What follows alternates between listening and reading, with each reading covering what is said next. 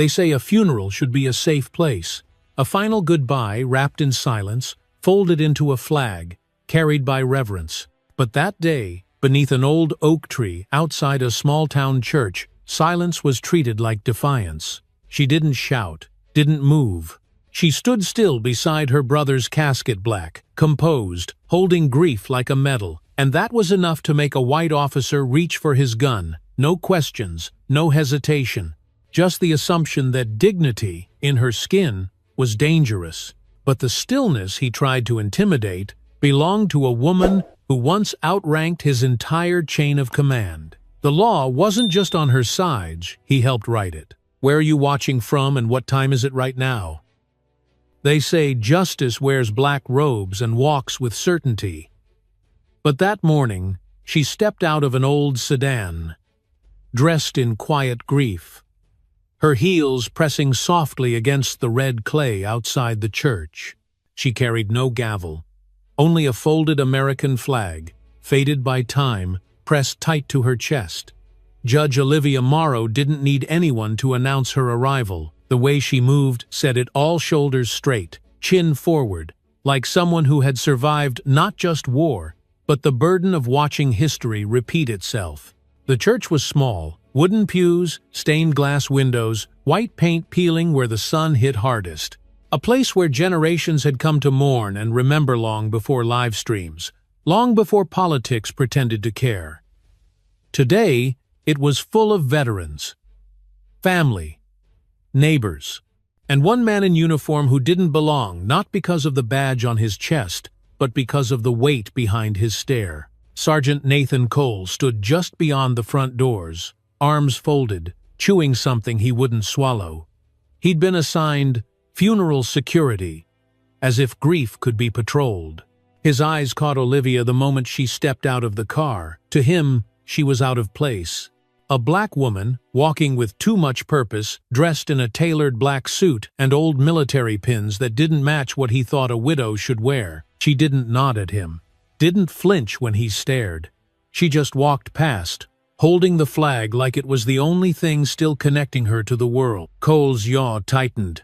Grace Morrow followed her aunt a few steps behind, younger, sharper, eyes scanning every move Cole made. She could already feel it, the tension in the air that older folks don't mention but never forget. It starts in the stomach and rises to the throat, like humidity before a storm. She stayed close. She knew Olivia didn't need protection, but she also knew people like Cole only needed a second of silence to turn suspicion into confrontation. Inside, the choir rehearsed in murmurs. The organ hummed. People greeted one another with hushed reverence. Olivia took a seat in the front pew, near the casket. Her brother lay within. Staff Sergeant Daniel Morrow served in the Gulf, never asked for thanks, never even asked for a flag, but Olivia had brought one anyway, because it was her duty, and because honoring sacrifice, even quietly, mattered. Cole leaned over to the junior deputy beside him. "Who's that?" The deputy shrugged. "No idea. She came in alone. Doesn't look like family," Cole muttered. "Not dressed for mourning. She's got a flag." Cole narrowed his eyes. "Or a cover." The deputy hesitated. "Want me to check the guest list?" Cole shook his head. "Number. Let's see where this goes." That's how it always starts. Not with a gun, not with a threat, but with a whisper, a look, a choice not to see someone fully, but to reduce them to a suspicion. Cole tapped his radio mic. Possible unidentified attendee near front pew. Female, mid-60s, dark suit, military lapel, no prior clearance. From the choir loft, the organist watched him and frowned. Something in his posture wasn't security, it was ownership. The kind that said, "This space is mine until proven otherwise." The service hadn't started. People were still filing in. But Cole already felt something wasn't right. He couldn't name it. Couldn't explain it. Just a gut feeling that a woman like her didn't belong that close to the altar. Olivia sat perfectly still. She hadn't spoken since entering. Her eyes remained on the coffin. Her brother had once shielded her from a stray grenade blast during deployment. Now she was the last to salute him. And yet no one offered her a hand. No usher walked her in. No one greeted her by name. And maybe that's what stung the most. Not the silence, but how familiar it had become. Cole moved from the rear door to the side aisle, pretending to inspect the exits. In truth, he was watching her. Every breath, every shift in posture. To him, she wasn't a grieving sister. She was a possible disturbance in a system he believed only worked when people like him stayed in control. Grace leaned in. "Aunt Liv, he's watching you." "I know," Olivia said without looking. "Want me to say something?" "No," Olivia replied. "He wants noise. We give him silence." Grace swallowed. She hated that her aunt had learned to survive this way. Not by fighting, but by making stillness her strongest shield. Cole paused near the middle aisle. From there, he could see her fully, her face unreadable, her presence unshaken. It unnerved him. She didn't flinch like people usually did when he stared. She didn't look away. She didn't seek permission to grieve, and that, to Cole, was the real problem. In his world, power wasn't just about laws or weapons. It was about reactions. He was used to people shrinking when he stepped forward, used to them stumbling over their words when questioned. But Olivia Morrow gave him nothing. Not fear, not anger, not even acknowledgement. The choir shifted to their starting position. The casket team adjusted their gloves. The crowd grew quiet. The service was about to begin. Cole touched his earpiece again. "Requesting silent confirmation on female in seat 1. No movement yet, but maintain visual." The reply came crackling. "Understood." It was subtle. Routine. Just a few words. But in those words, the scene had shifted. Olivia was no longer just a guest. She had become a monitored object. Her right to be present had been quietly questioned without warning, without cause. She felt it, not because she heard him, but because the air had changed. She had spent decades reading rooms, watching the way men tried to challenge her without ever saying her name. And still, she didn't move. Outside, a breeze stirred the churchyard trees, the same ones that had shaded funerals long before hers. Inside, everything was still. And so it begins. A woman in mourning. A cop with suspicion, a silence thick enough to split open, and the truth waiting in the wings just off camera, just beneath the hymn book, just behind the badge. What happens next won't start with violence. It will start with disbelief, and end with the country watching. So don't look away. Not yet. Not when justice is about to be held at gunpoint, and the one holding the gun has no idea who he's pointing it at. He told himself it was just routine. That's what Sergeant Nathan Cole always told himself. When he stopped a black teenager for walking too fast. When he delayed filing a complaint because the witness wasn't cooperative. When he put extra pressure on the backs of young men's necks during handcuffing. Routine, procedure, training. But today, something in him was off script and he knew it. Because she hadn't done anything. The black woman in the front pew, the one with the flag in her hands and stillness in her bones. She hadn't spoken out of turn, hadn't moved aggressively, hadn't even looked at him with defiance. And yet, she unsettled him. It was the way she carried herself, not arrogant, not angry, just unbothered. Like she'd already decided she didn't need his permission to be there. That made his skin prickle. Cole wasn't the kind of cop who shouted slurs. He didn't post online. He didn't join militias. He believed in order, hierarchy, rules. And somewhere deep down, he believed people like her people, who didn't flinch were challenging the natural order of things. He adjusted his belt and walked slowly down the side of the sanctuary, pretending to scan the exits. His eyes never left her. The military pin on her jacket glinted faintly in the light coming through the stained glass. He wondered, was it real? He tapped his earpiece. Unconfirmed ID still seated front left. Approaching, watch my 6. From the other side of the church, Grace saw him moving, and she knew. She'd seen that walk before. Not just in courtrooms, not just in videos, she'd seen it in airports, grocery stores, sidewalks. The slow, circling walk of authority that doesn't need an excuse. That comes not when you break a rule, but simply when you don't shrink. She placed a gentle hand on her aunt's arm. He's coming. Olivia didn't move. Let him. Inside her, nothing was calm, but everything was in control. She'd spent 20 years in military tribunals, 15 more in federal court.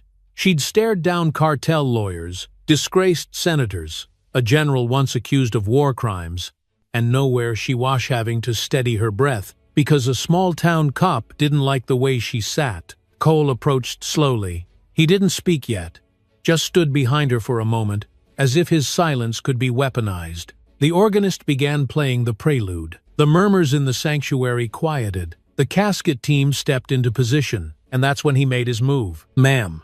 His voice was just loud enough to pierce the hush. "I'm going to need to see some identification." Heads turned slightly. Olivia didn't. "I'm here for my brother," she said calmly. "I understand that," he replied, his tone sharpening. "But we have a strict guest list and seating protocol.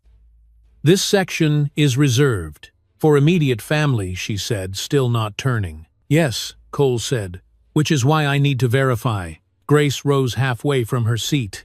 "She's a federal judge. That's her brother in the casket." Cole didn't even glance at Grace. "I'm speaking to her." Olivia turned her head.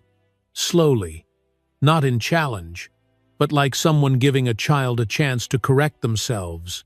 "Is there a reason," she asked, "why I'm the only person you've asked for by D?" Cole stiffened. "You're not on our pre-approved list, and your presence raised a few questions." "What kind of questions?" Olivia asked, her voice low. Cole hesitated, just for a second, but it was long enough. Olivia's eyes didn't move, but they saw everything. "You don't know who I am," she said, "but you're afraid I might be someone you're not allowed to touch." Cole took a half step back. People were watching now, not openly, but carefully. The kind of attention born not from curiosity but from dread. Grace's hands were clenched at her sides. "She's not just here as family," she said. "She served. She held rank. She's got more medals than you have stripes. So if you're trying to make a point, make it loud enough for everyone to hear." Cole's face reddened. He looked down at Olivia's lapel again. That same pin. That stubborn gleam. "If that pin's real," he muttered, "you won't mind proving it." And then he reached. Not fast, not violently, but deliberately. His hand extended toward Olivia's chest, 2 fingers outstretched to touch the pin. And in that moment, the entire room tilted. Olivia stood, not quickly, not in panic, but with a grace that stopped even the organist mid-note. Her eyes locked onto his hand, suspended inches from her collar. "Don't," she said. Her voice wasn't raised, but it sliced through the sanctuary like a blade. Cole froze, not because he was afraid, but because the authority in her voice was heavier than his badge. "I asked you not to touch me," she said. "Now step back." He did, instinctively, but his pride recoiled. He looked around. People were watching. Someone was holding up a phone. And suddenly he felt small. He hated that feeling. He straightened his back. "Ma'am, you're being uncooperative. And you," Olivia said, "are being reckless." Grace stepped forward. "Do you want a lawsuit? Or do you want to sit down and let this funeral begin in peace?" Cole didn't respond. He turned slightly, angling his body so his holster was visible. A subtle show of force. A flex, Olivia noticed, and she did something he didn't expect. She smiled. Not a smirk, not defiant, just sad. "I've seen men like you," she said softly. "In court, in combat zones, in cities that burned, and in cemeteries just like this. You come in with your rules and your weapons. You think silence is weakness. That calm means permission." She took a step closer, not aggressive, just present. "But this isn't your courtroom. This isn't your battlefield. And you don't get to define what respect looks like today." Cole's radio crackled. "Sergeant, hold position. We have incoming verification." Too late. He already knew he'd pushed too far, and Yeth couldn't back down, because men like him don't retreat. They double down, even when the ground beneath them is already crumbling, even when the woman in front of them has already won without lifting a finger. Outside, a crow called sharply in the stillness. Inside, Cole stood face to face with someone he couldn't intimidate. And for the first time in years, he wasn't sure what scared him more, that he didn't recognize her, or that everyone else in the room finally did. No one heard the gun come out. There was no dramatic scream, no metal-on-metal click, no gasp of realization. Just the sudden change in air, like pressure dropping before a storm. 1 second. The service was beginning, the choir drawing a collective breath, the minister opening his book, the flag gently fluttering atop the casket. And the next, there was a shout so sharp it didn't feel like it belonged in a church at all. "Freeze! Hands where I can see them!" Time stopped. Sergeant Nathan Cole stood 5 feet from the front pew, knees bent, arms rigid, gun drawn, pointed squarely at the chest of a 64-year-old black woman holding an American flag. Judge Olivia Morrow didn't move. The entire sanctuary didn't move. People stared, not because they couldn't believe it, but because, deep down, too many of them could. There wasn't chaos, at least not yet. No one lunged, no one screamed. But the silence shifted. It wasn't reverence anymore. It was fear. Cold, stunned fear. Grace was the first to move. She stepped between the gun and her aunt, both palms up. "What the hell are you doing?" she demanded, her voice trembling with fury. Cole didn't blink. "Step aside, ma'am. This is an active security concern. You're pointing a gun at a federal judge," she shouted. "I don't know that," Cole replied, his voice high, taut, almost cracked. "She refused ID. She resisted protocol. She's interfering with a government function." Grace couldn't believe what she was hearing. "This is a funeral," she snapped. Cole's grip tightened. "Exactly. Which is why I'm taking no chances." His eyes were wide now, blood rushing to his face. And maybe he knew somewhere in the back of his mind that he had lost control, but his body refused to acknowledge it. His badge still weighed heavy on his chest, and he was going to make it mean something, even if it meant drawing his weapon inside a church filled with veterans, mourners, and silence. Olivia raised her head, slowly. Her eyes met his. There was no rage in them, no plea, no submission, just sorrow, not for herself, but for the world that allowed this moment to happen again. She didn't raise her hands. She didn't shout. She simply stood still, the flag still in her left hand, resting against her ribs. Behind her, the minister dropped his Bible. The thud echoed like a judgment. Someone in the back pew gasped. Another person lifted their phone, trembling, starting to film. Cole barked, "Last warning, identify yourself." And then another voice spoke, clear, calm, and cutting through the tension like a bell through fog. "That woman doesn't have to identify herself." All eyes turned. From the row of guest seats stood a man in a decorated military dress uniform. Older, white-haired, face lined by time and command. Colonel Rourke, retired U.S. Army, once in charge of logistics for the Southern Command. "I've served with Judge Morrow," he said. "She outranks everyone in this building except the man in the box." Cole blinked. His gun wavered. The weight of the weapon was finally registering. He looked around. People weren't scared anymore. They were watching him, judging him.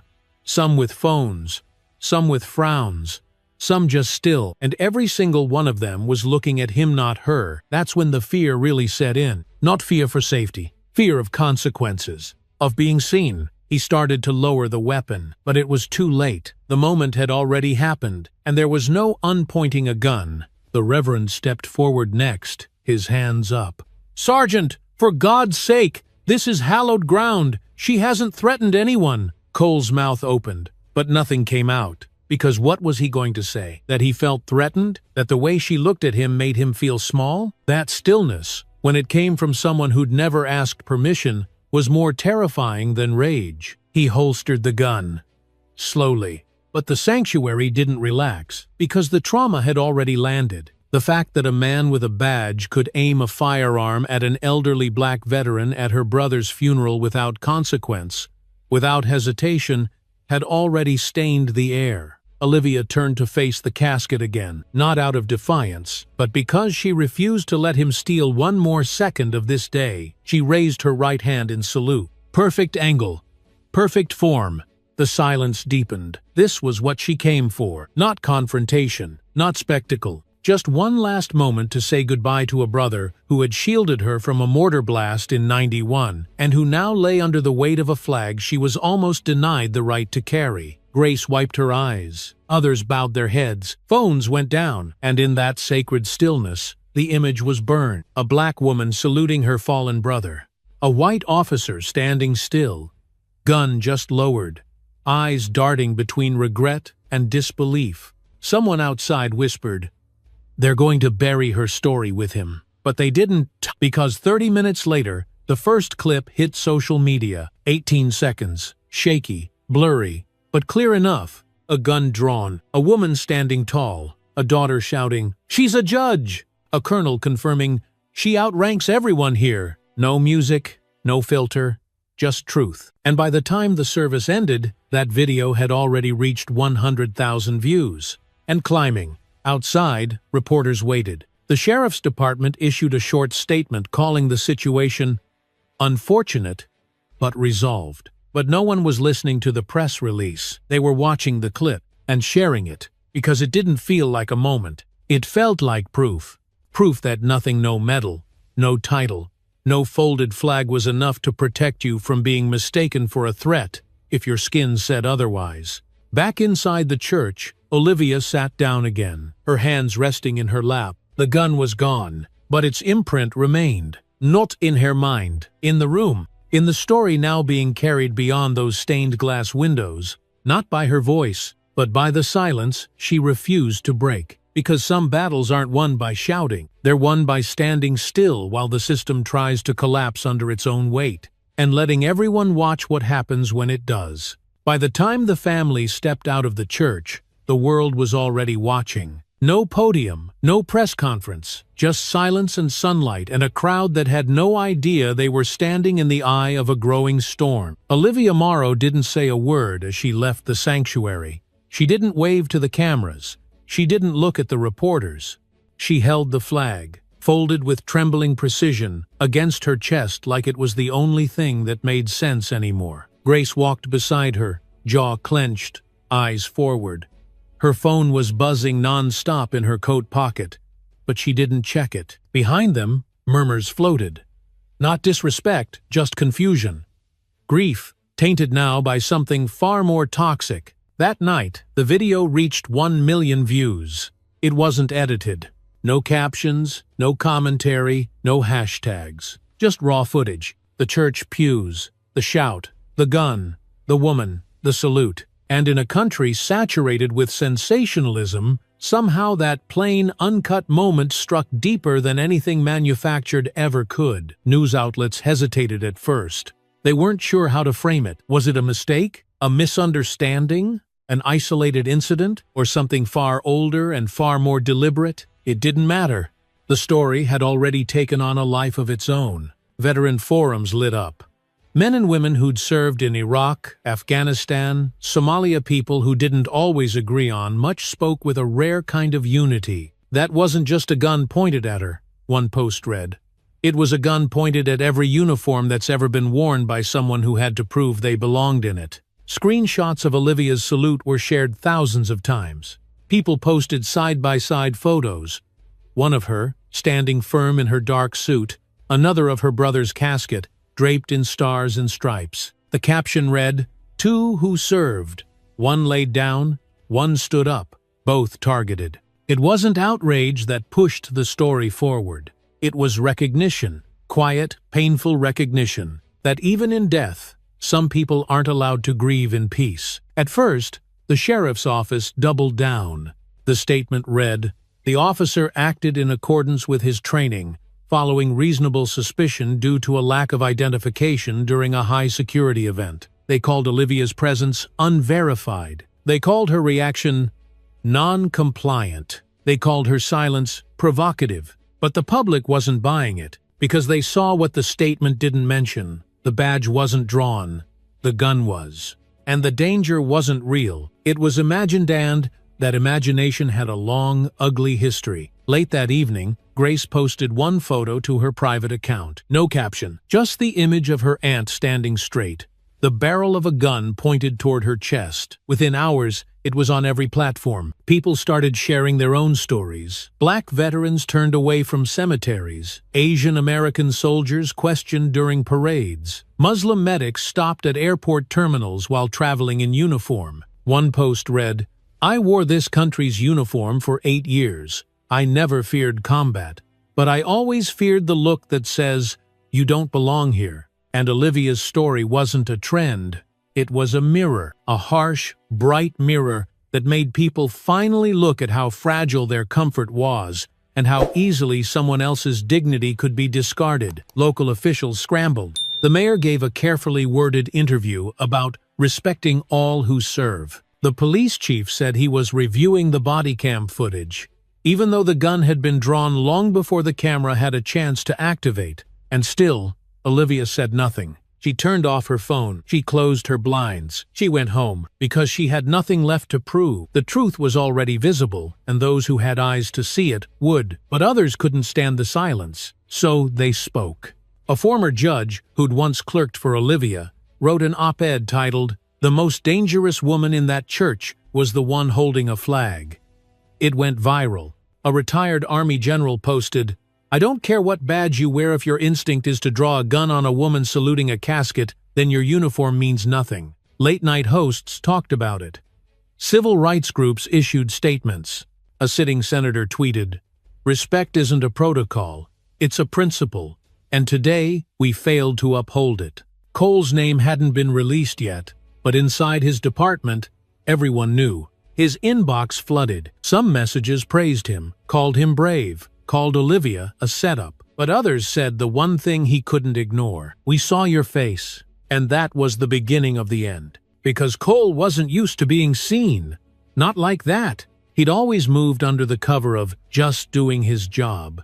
He'd always had supervisors who rewrote his reports, co-workers who laughed off his hunches, a system that never asked if his instincts were poisoned by bias. But this time, the evidence wasn't a complaint. It was a video, and no one could edit it in his favor. The department tried damage control.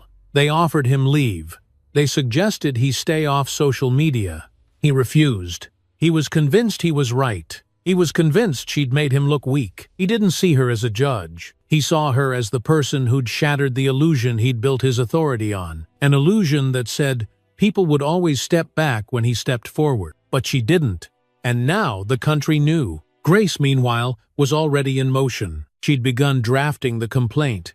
Not for assault, not for excessive force, but for violating constitutional protections during a religious service. She knew how to frame it. She'd seen systems unravel before, and she knew this wasn't just about her aunt. This was about accountability finally called by its true name. Justice, not as an apology, but as exposure. That night, Olivia sat in her kitchen, lights off. She didn't cry. She didn't pace. She just sat, hands folded in her lap, eyes on the flag folded beside her. She wasn't thinking about Cole. She wasn't thinking about the views, or the shares, or the headlines. She was thinking about Daniel, her brother, the kid who used to sneak out of curfew to walk her home from late-night study sessions, the soldier who never hesitated to dive on top of her when gunfire echoed outside the barracks, the man who told her just before his last deployment, "If I don't come home, don't let them bury me quietly." She hadn't, and they wouldn't. Not anymore, because this wasn't just a funeral anymore. It had become a reckoning, and tomorrow, the system would have to decide whether it could survive a truth it spent decades trying to ignore. Grace didn't wait for permission. She didn't wait for another headline, or a formal apology, or for someone in a polished suit to finally say, "We're investigating," because she knew what usually followed those words: nothing. So before the sun even rose the next morning, she was drafting legal briefs in the kitchen, her laptop glowing across from the cold cup of coffee she hadn't touched in hours.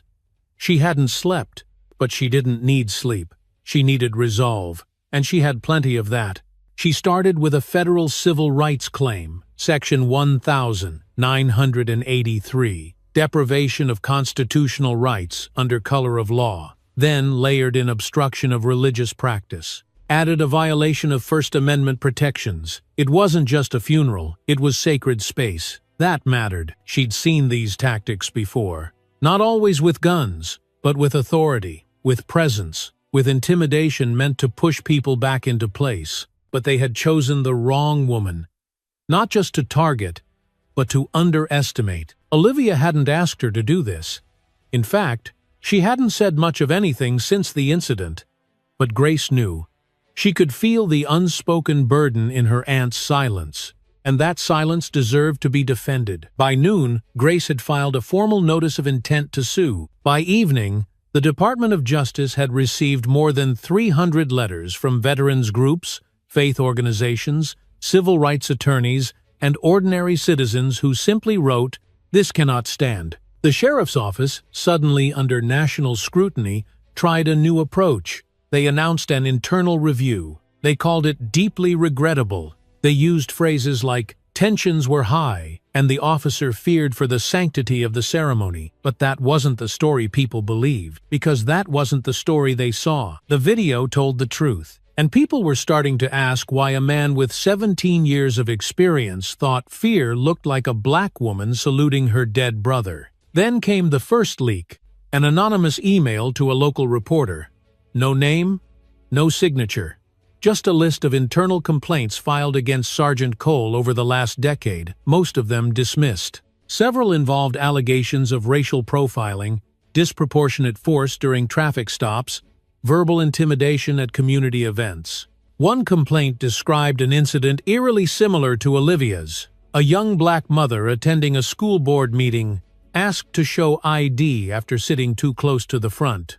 Another involved a black teen stopped outside a gas station for matching a vague description. No weapons found, no warrant.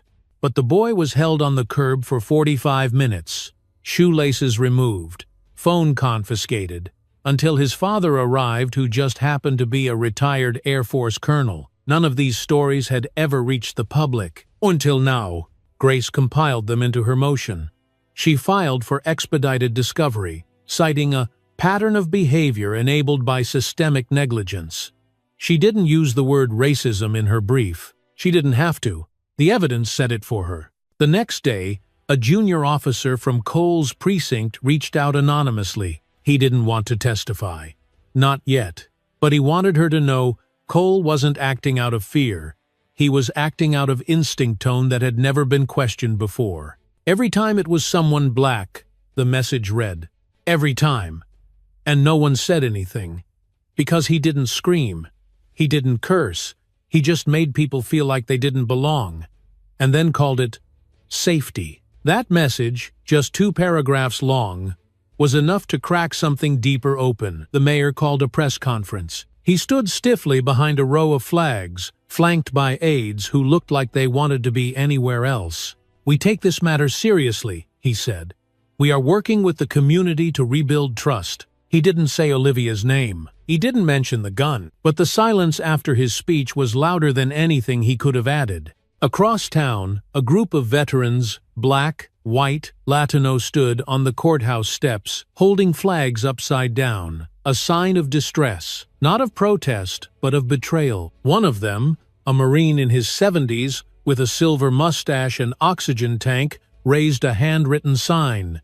"We bled for this country, she bled for her brother," and he aimed a gun at both. The image went viral, and then came the tipping point.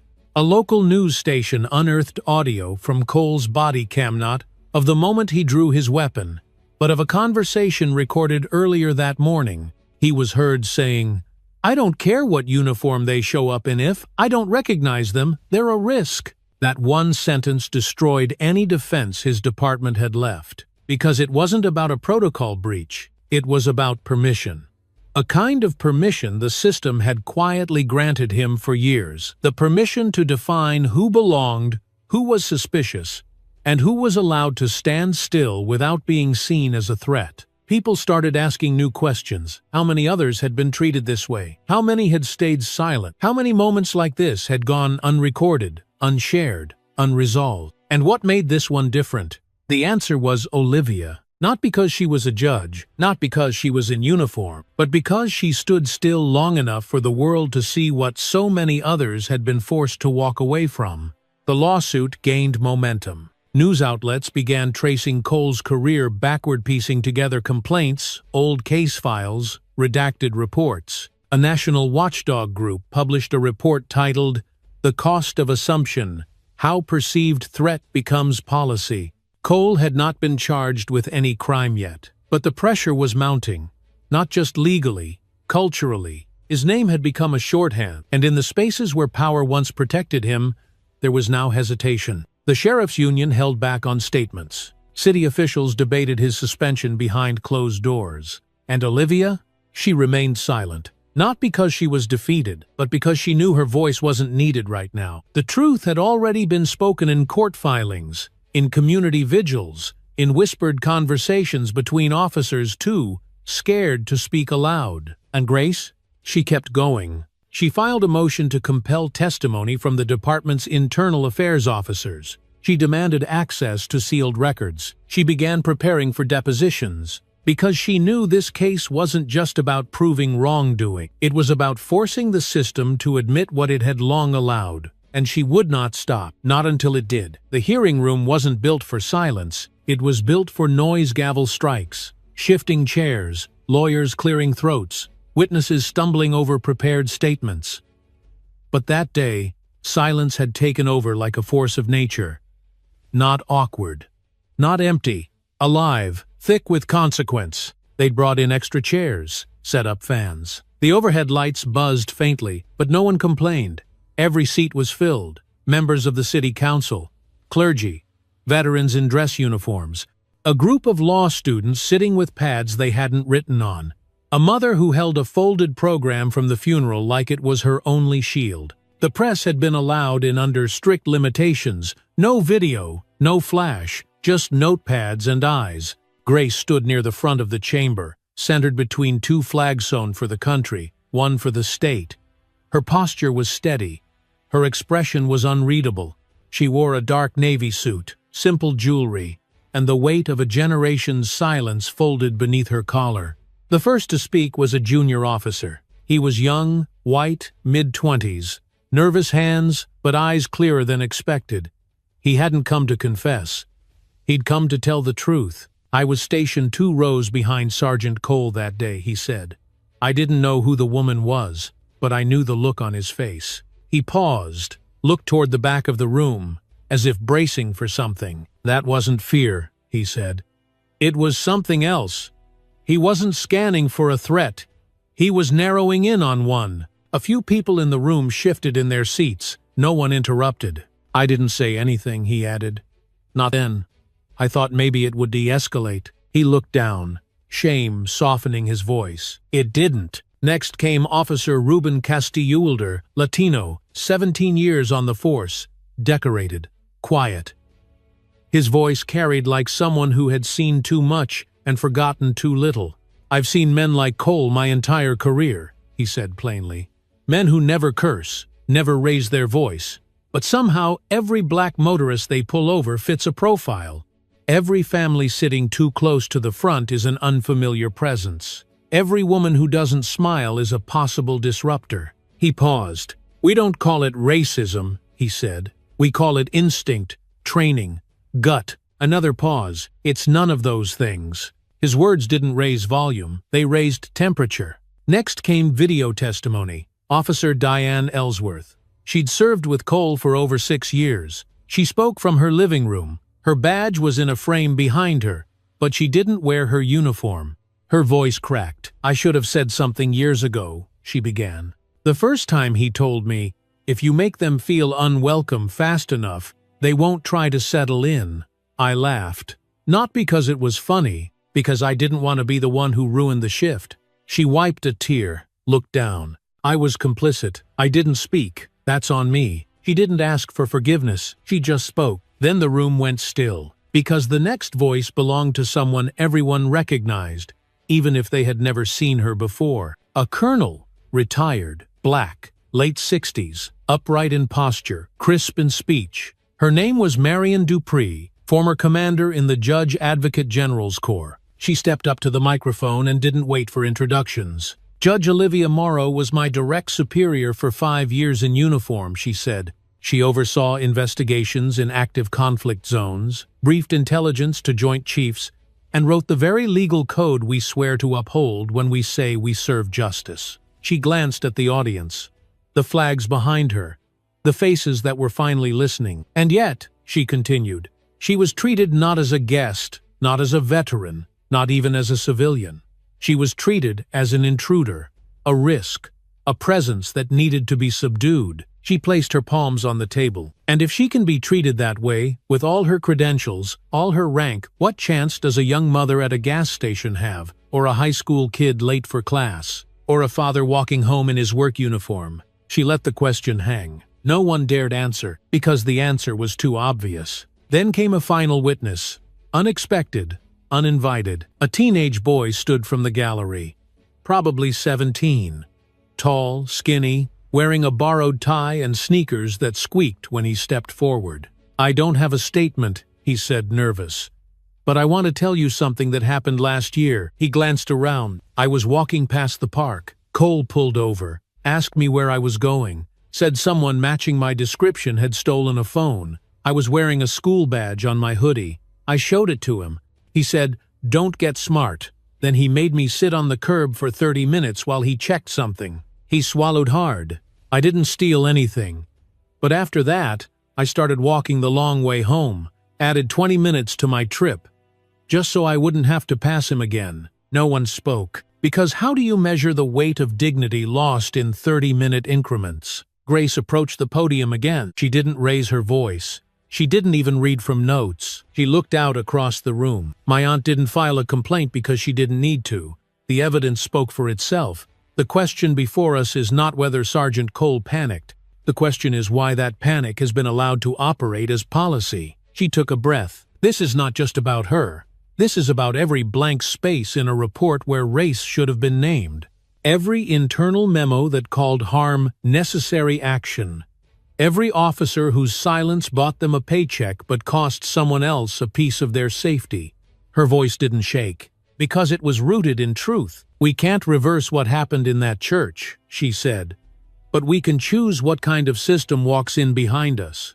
When she sat, the room didn't applaud, but it exhaled, because for the first time in a long time, the silence wasn't protection. It was recognition, the kind that comes not from anger but from clarity. And clarity doesn't scream, it lands, exactly where it needs to. They expected Olivia to speak. After all the testimony, the headlines, the pressure, everyone assumed she'd walk into that hearing room and deliver the final blow. That she would stand behind the mic, recite the facts, and remind the world who she was. But she didn't. She stayed home. She didn't even turn on the live stream, because she knew something the rest of them were just beginning to understand. Sometimes, the most powerful thing you can do is refuse to participate in a system that only listens when you raise your voice after being wounded. She had done her part. She had stood still while a weapon was pointed at her heart. She had survived being misnamed in a room full of uniforms. That was enough. So instead, she sat at her kitchen table, quietly folding laundry. The television was off. The blinds were open.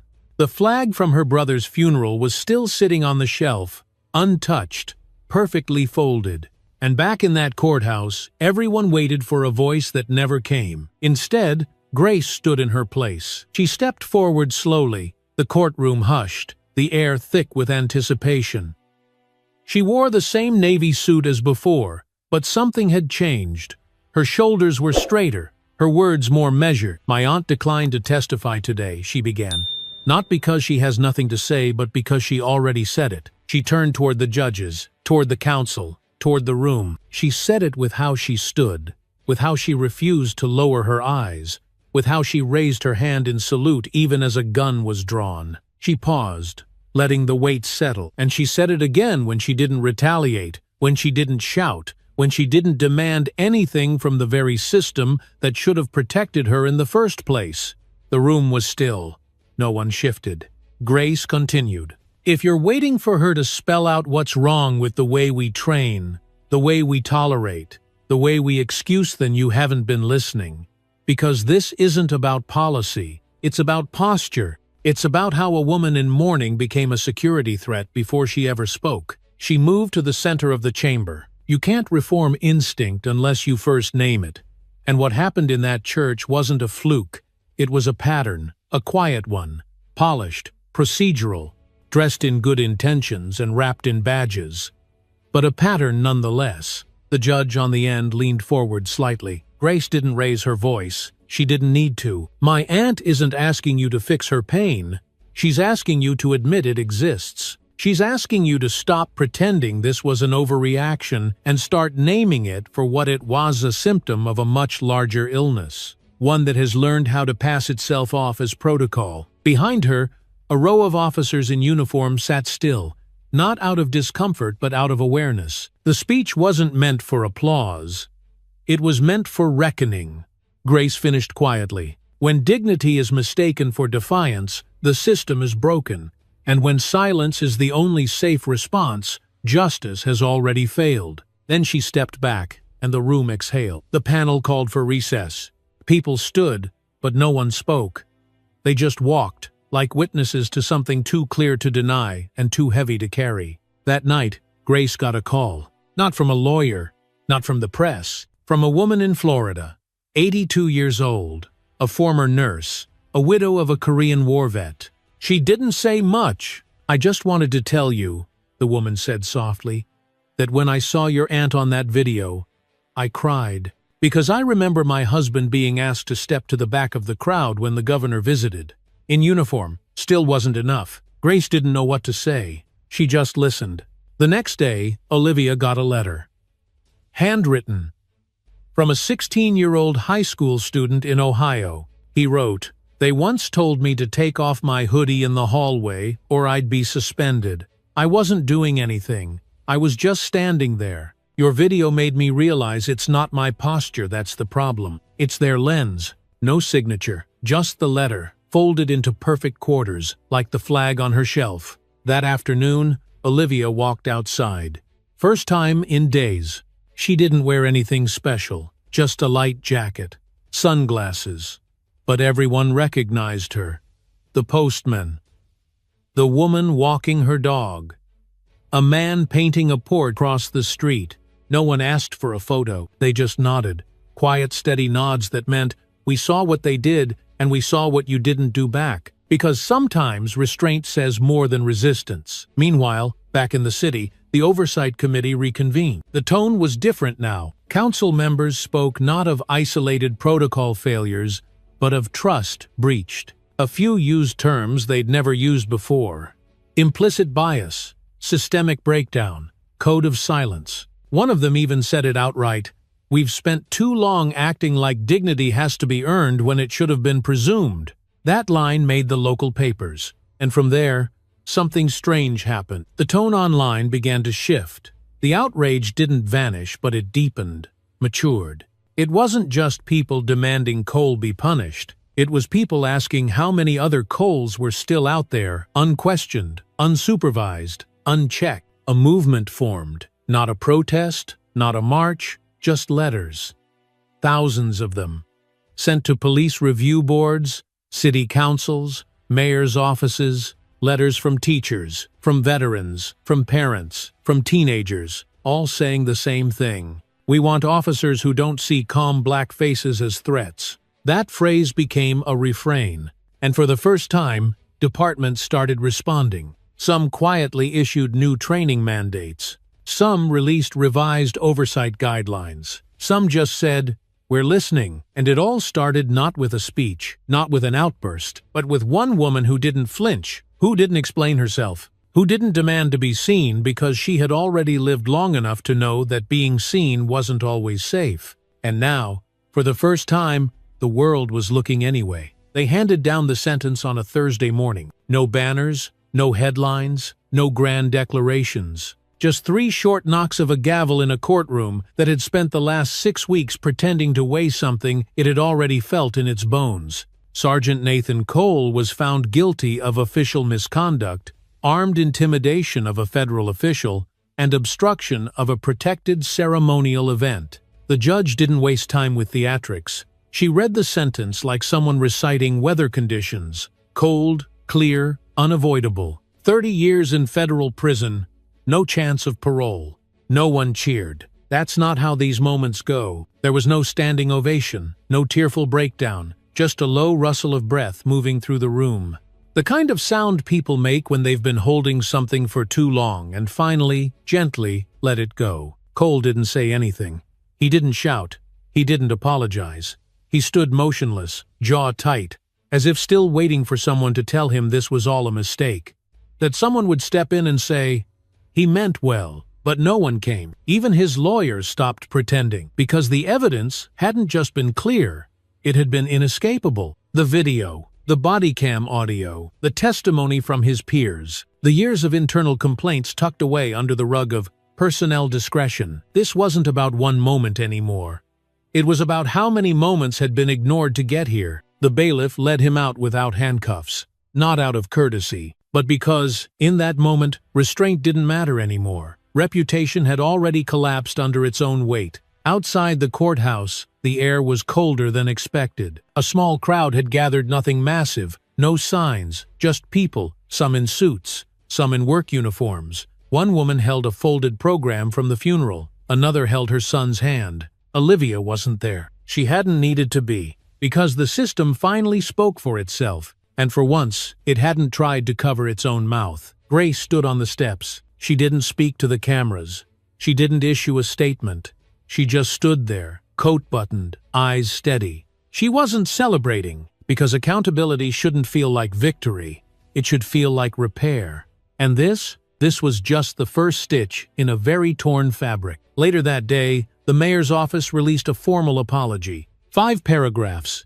Lots of passive voice. Regret was expressed. Procedures were cited. Policy reviews were promised. But it was the final sentence that made people pause. We acknowledge that harm was caused not only by the actions of one officer, but by the conditions that allowed those actions to go unchallenged for so long. It didn't erase anything, but it was the first time in years that the city said out loud what so many had whispered for decades, that the system didn't just fail, it trained itself to fail in silence. In the weeks that followed, reform didn't come in speeches. It came in quiet motions. The Police Oversight Board tripled its budget. A third-party civilian review panel was approved. The department's long-standing instinctive assessment training module was suspended. But beyond the logistics, something else had shifted. People started showing up differently. At city halls, at school board meetings, at community forums. Not with anger, with clarity. They didn't ask if what happened was wrong. They asked how often it had happened without a camera, and what they could do to make sure it didn't happen again. In a classroom on the east side of town, a teacher pinned a quote to the wall. It wasn't from a founding father. It wasn't from a president. It was from a courtroom transcript. From Grace. When dignity is mistaken for defiance, the system is broken. No attribution. Because the words belong to everyone now. Olivia didn't return to public life. She declined interviews. She didn't write a memoir. Didn't accept the book offers or the podcast invites. She went back to tending her garden, reading case law in the mornings, taking long walks with Grace in the evening. But people knew where she lived. Not in a celebrity way, in a reverent way. Every few days, a new letter arrived. From soldiers. From teachers. From kids who just wanted her to know, I saw what they did, and I saw how you stood. She kept every one, stacked them in a wooden box her brother once used for his deployment letters. She didn't read them all at once. She saved them for quiet days. Days when she needed to remember that silence doesn't mean erasure. It means listening longer than the noise. One day, while walking the same path through the park where everything began, a young officer passed by. He looked nervous. Not guilty, just uncertain. He nodded to her. She nodded back. He turned, hesitated, then said, "Thank you." She didn't ask for what. She didn't need to. Because the meaning wasn't in the word. It was in the pause. The fact that he'd stopped walking, looked her in the eye, acknowledged what she had carried without demanding to be seen. That was enough.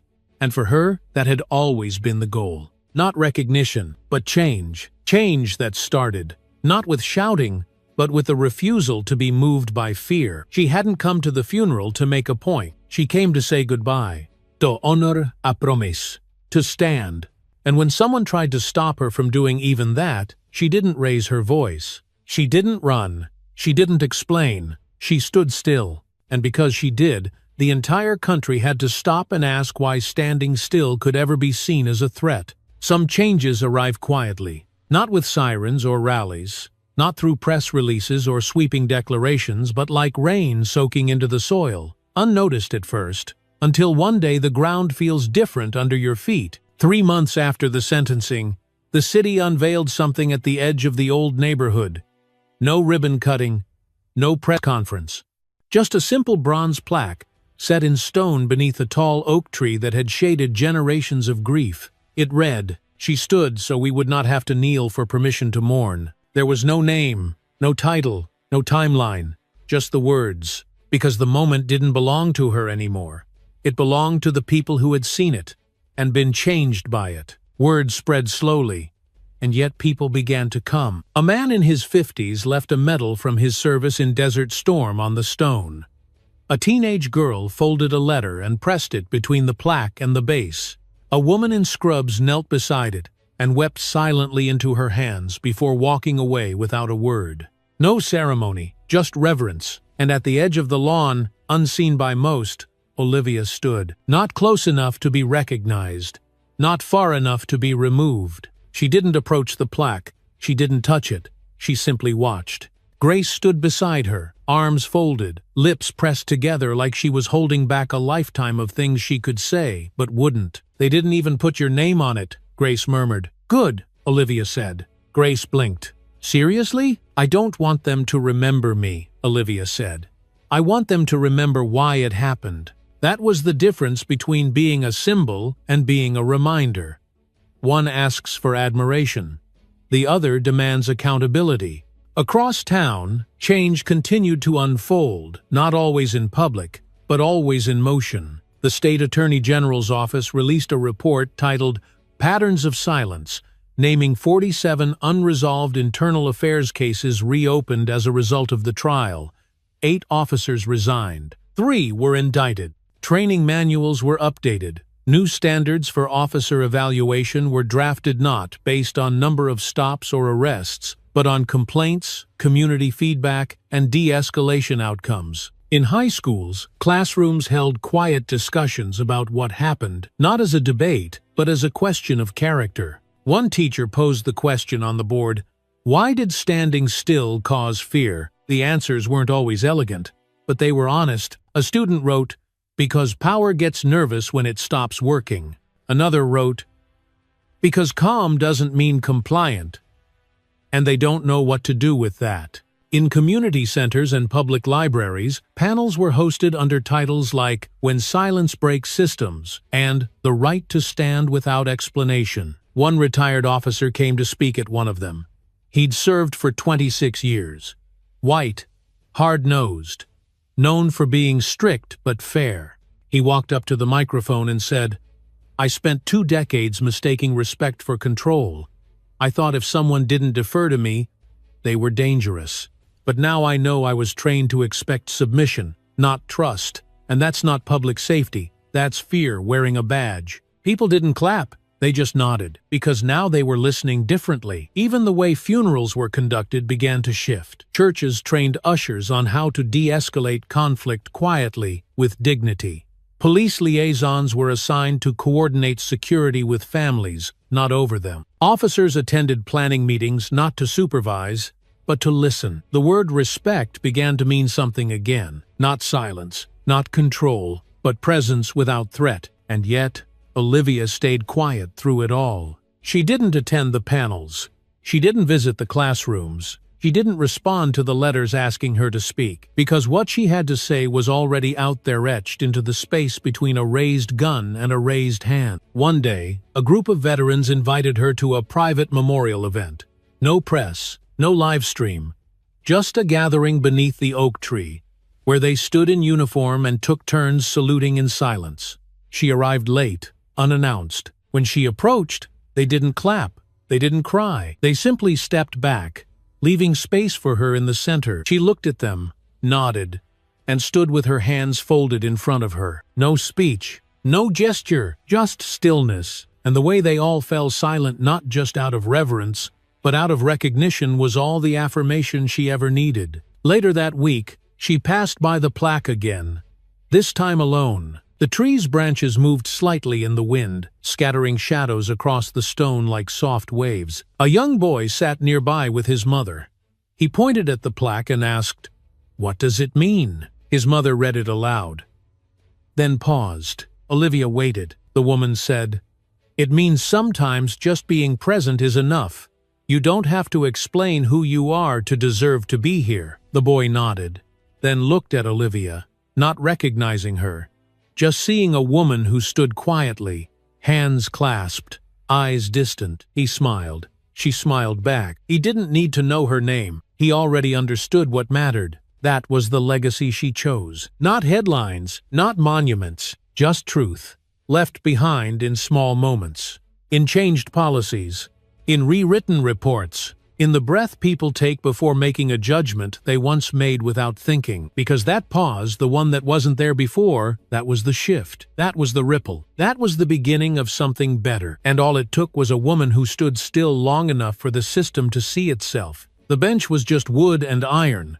No plaque, no polished finish.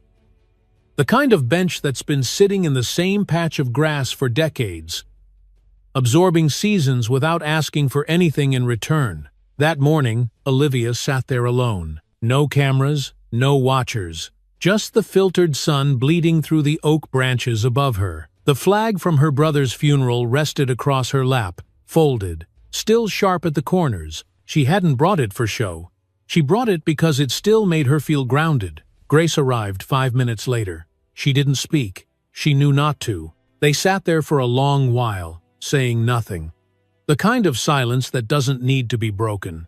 The kind that stretches between two people who know the weight of each other's history. Eventually, Grace offered her aunt a small paper cup of coffee. Olivia took it, sipped, then set it down beside her, untouched. A jogger passed by and slowed his pace when he saw them. He didn't say anything, but his eyes lingered, not in curiosity, in recognition. He kept running, but the air he left behind felt a little lighter. Across the park, a teacher led a group of young students through a nature walk. They stopped by the memorial tree, clustered around the plaque.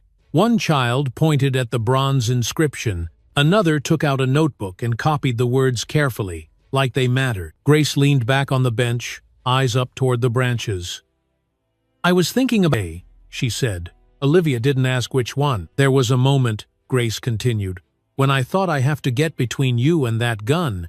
That was the only thing my body understood." Olivia stayed quiet, "And I remember how angry I was at you, for staying still, for not shouting, for not fighting back. Still nothing. But now," Grace exhaled, rubbing her hands together.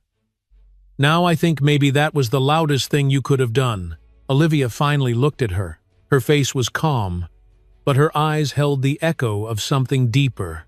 A storm long past, but not forgotten. "I didn't stay still because I was brave," she said quietly. "I stayed still because I knew that if I moved, the story would no longer belong to me." Grace tilted her head. Olivia went on. "If I had raised my voice, I would have been framed as angry. If I had stepped back, I'd be seen as evasive. If I'd reached into my pocket for ID, it would have been a threat. So I stayed. Because stillness was the only space left where truth could breathe." Grace looked down at her lap. The coffee in her hands had gone cold. "That's not fair," she said. "No," Olivia replied. "It's not." They sat in silence again, but now it felt like something had been settled. The wind moved slightly through the trees, tugging at the leaves like small whispers passing between generations. Then Olivia spoke again, softer now. "There's this thing that happens in court," she said. "When the testimony has ended, when the facts are laid bare, and everyone in the room knows what's true but no one wants to say it." She turned to Grace. "That moment, right before the verdict is read, that's where we live. That's where people like me have always lived. Between knowing and naming." Grace blinked slowly. "That's why I never ask them to say sorry," Olivia said. "Because if they have to apologize to me, they'll try to make it about me. And this isn't about me." The words hung in the air. Grace whispered, "Then what is it about?" Olivia looked out toward the plaque, toward the kids, toward the tree. "It's about who gets to be still," she said. She picked up the folded flag, held it in both hands like a memory made solid. "I want kids to grow up believing that standing still in your own skin isn't a provocation. That silence isn't defiance. That dignity doesn't need permission. Her voice didn't waver. But Grace felt something tighten in her chest anyway. I just want people to be able to grieve, Olivia said, without being asked who they are. A woman pushing a stroller passed by.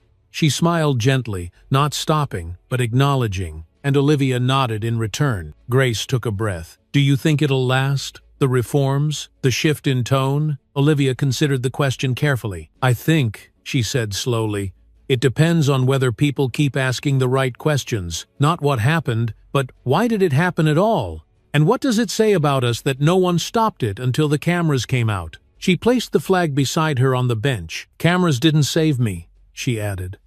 They just made it harder to lie about what happened. They sat a while longer. Then, as the sun reached higher in the sky, Olivia stood. Grace stood too. They didn't hug. They didn't say goodbye. But as Olivia began to walk down the path toward home, Grace called out softly. What do I tell people? She asked. Olivia turned, brow furrowed. Grace clarified. When they ask me about you, about what you want people to take from all this. Olivia paused, thought about it, then gave the smallest smile. Tell them this, she said. We don't need to be loud. We need to be still in the right place. And with that, she walked on. The breeze picked up again, brushing through the trees like a quiet applause. And on that old wooden bench, beside the flag and the coffee, sat the only legacy she ever needed. A life that told the truth without raising its voice. There's a moment, just before dawn, when the world forgets what it was yesterday. The sky hasn't yet committed to morning, the streetlights flicker with uncertainty, and everything feels suspended, as if time itself is holding its breath. That's the hour Olivia wakes. She doesn't set an alarm. Her body just knows. She boils water for tea, the same brand she's used since her second deployment. She moves without hurry, without noise. She reads case summaries by the window, but not because she's working. She just likes knowing how the law changes, how it bends, when it bends, and who's doing the bending. She doesn't check the news. She knows what they're saying. The articles, the opinion pieces, the retrospectives. They all speak of her now in past tense, as if she was a chapter that closed cleanly. But she knows better. The aftermath is never clean. The truth doesn't end with a sentence or a verdict. It lingers, it echoes, it interrupts. Even now, months later, the phone still rings. Letters still arrive.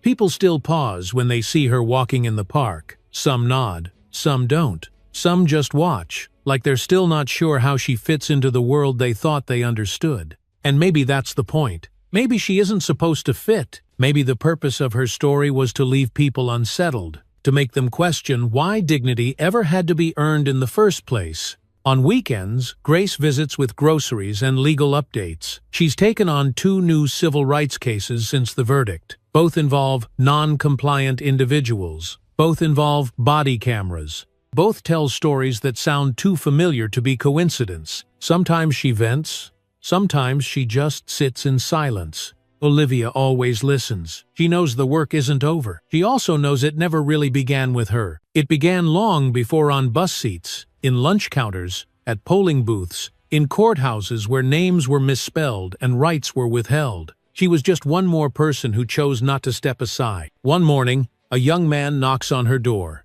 Nervous, hair too neat, a clipboard in hand. He's with a local group doing interviews on justice and public trust. Ma'am, he says, I know you've probably been asked this 100 times, but how did you stay calm? Olivia studies him. Not because she's surprised by the question, but because she's deciding whether the answer is worth giving. Finally, she replies. I wasn't calm, she says. I was composed. There's a difference. He blinks. She continues. Calm is something you feel. Composure is something you practice. It's armor. Not protection from bullets, but from being rewritten. He doesn't quite understand, but he nods anyway. And when he walks away, Olivia doesn't feel proud. She feels tired, but satisfied. Because every time someone asks, the story stays alive a little longer. And maybe that's what justice really is, not the punishment, but the persistence. That same week, Grace gets a call from a producer. They want to option the story for a documentary. They say they'll be respectful, They say they want a human angle. Grace hangs up before they finish the pitch. Because this story doesn't need background music. It doesn't need narration. It needs to remain what it was: a mirror. Uncomfortable, honest, undeniable. The kind of story that lingers after the credits would have rolled. At the next city council meeting, a new resolution is introduced requiring every officer in the district to undergo annual civilian-led review sessions. The motion passes unanimously, not because it's popular, but because no one wants to explain why they'd vote against it. That, too, is part of the shift. Fear, once used to suppress, is now being redirected, forcing the powerful to consider not just what they can do, but what they should answer for. And in the homes of people who had nothing to do with Olivia's story, parents begin having new kinds of conversations. Not about danger, but about dignity. About how to carry yourself when someone mistakes your quiet for guilt. About how to tell the difference between authority and abuse. About how to keep your voice even when you're not speaking. And so, the ripples continue. Not loud, not always visible, but present in changed curriculum, in open forums, in officers who now think twice before reaching for their weapon in a room full of silence. And somewhere in all of this, Olivia returns to the bench beneath the oak tree. Not every day, not for show, just when she needs to remember what it felt like to hold her brother's flag and not flinch. A little girl is playing nearby, balancing on one foot, trying not to fall. She spots Olivia, grins and says, "Want to see me do it again?" Olivia smiles gently. "Go ahead." The girl tries, wobbles, steadies herself, then plants both feet firmly on the ground. "I did it," she beams. "Yes," Olivia says, "you did." And for a moment, nothing hurts, nothing weighs, everything just is. Because this is what justice looks like too. Not always a courtroom, not always a consequence. Sometimes, justice is a little girl, standing strong without asking for permission. And an older woman watching, knowing that her silence helped make space for that confidence to exist. This isn't the end of the story. There's no real ending. Only the choice, again and again, to stand still in truth even when the world demands you move. And that choice, once made out loud, becomes something no system can silence. Sometimes, the bravest thing a person can do is stand still. Not because they're frozen in fear, but because they know that moving even an inch might give the world an excuse to twist the truth. This story wasn't just about a woman in a church. It was about every moment someone has been told they don't belong. Every time dignity was mistaken for defiance. Every time silence was mistaken for guilt. Olivia Morrow didn't fight with her fists. She didn't yell. She didn't demand justice on the steps of City Hall. She simply stood still in the one place she had every right to be. And because of that, the system had no choice but to reveal itself. This is about more than one courtroom or one badge. It's about how we choose to treat people who don't flinch. It's about whether we honor grief without suspicion, and whether we protect the quiet strength that built this country from the ground up. And maybe you've seen this before in a neighbor's story, or in your own. Maybe you've lived it. Maybe you've stayed silent when you wanted to speak. But today, let this story remind you, your stillness has power. Your voice, even in silence, can echo farther than you think. If this moved you, if it made you pause, made you feel something, share it, pass it on, leave a comment, tell us where you're watching from, and don't forget to subscribe for more stories that carry truth not just for today, but for the future we still have time to shape. Because justice doesn't always start with noise. Sometimes, it starts with one person refusing to move.